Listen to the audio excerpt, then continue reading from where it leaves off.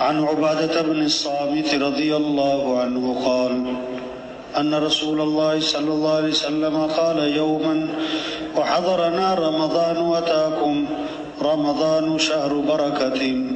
يغشاكم الله فيه فينزل الرحمة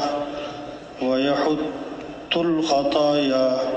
ويستجيب فيه الدعاء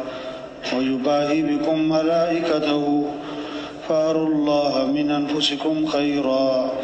فإن الشقي من حرم فيه رحمة الله عز وجل۔ حضرت عبادہ رضی اللہ عنہ کہتے ہیں کہ ایک مرتبہ حضور اکرم صلی اللہ علیہ وسلم نے رمضان باری کے قریب ارشاد فرمایا کہ رمضان کا مہینہ آ گیا ہے جو بڑی برکت والا ہے، حق تعالی شانو اس میں تمہاری طرف متوجہ ہوتے ہیں اور اپنی رحمت خاصہ نازل فرماتے ہیں، خطاؤں کو معاف فرماتے ہیں، دعا کو قبول کرتے ہیں، تمہارے تنافس کو دیکھتے ہیں اور ملائکہ سے فخر کرتے ہیں، پس اللہ کو اپنی نیکی دکھلاؤ، بد نصیب ہے وہ شخص جو اس مہینے میں بھی اللہ کی رحمت سے محروم رہ جائے۔ حضرت عبادہ رضی اللہ عنہ کہتے ہیں ایک مرتبہ حضور اکرم صلی اللہ علیہ وسلم نے رمضان کے قریب ارشاد فرمایا کہ رمضان کا مہینہ آ گیا ہے جو بڑی برکت والا ہے، حق تعالی شانو اس میں تمہاری طرف متوجہ ہوتے ہیں اور اپنی رحمت خاصہ نازل فرماتے ہیں، دعاؤں کو قبول کرتے ہیں، خطاؤں کو معاف فرماتے ہیں، تمہارے تنافس کو دیکھتے ہیں اور ملائکہ سے فخر کرتے ہیں، بس اللہ کو اپنی نیکی دکھلاؤ، بد نصیب ہے وہ شخص جو اس مہینے میں بھی اللہ کی رحمت سے محروم رہ جائے۔ تو ابھی سے رمضان کی بات ہر گھر میں چلے، ہر جگہ تذکرے ہوں کہ واہ واہ رمضان آ رہا ہے بھائی برکت والا۔ جیسے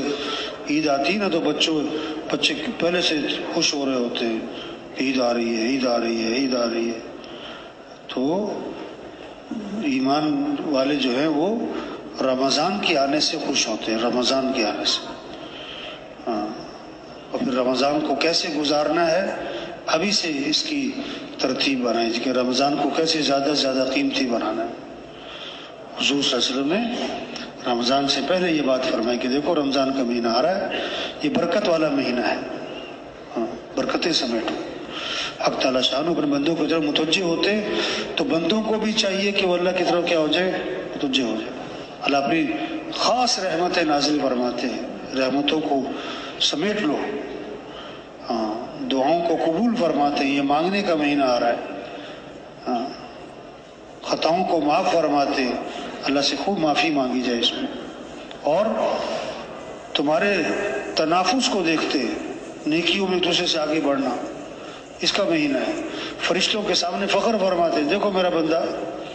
دن میں روزہ رکھتا ہے، رات کو تراویح پڑھتا ہے، اللہ کو اپنی نیکی دکھلاؤ۔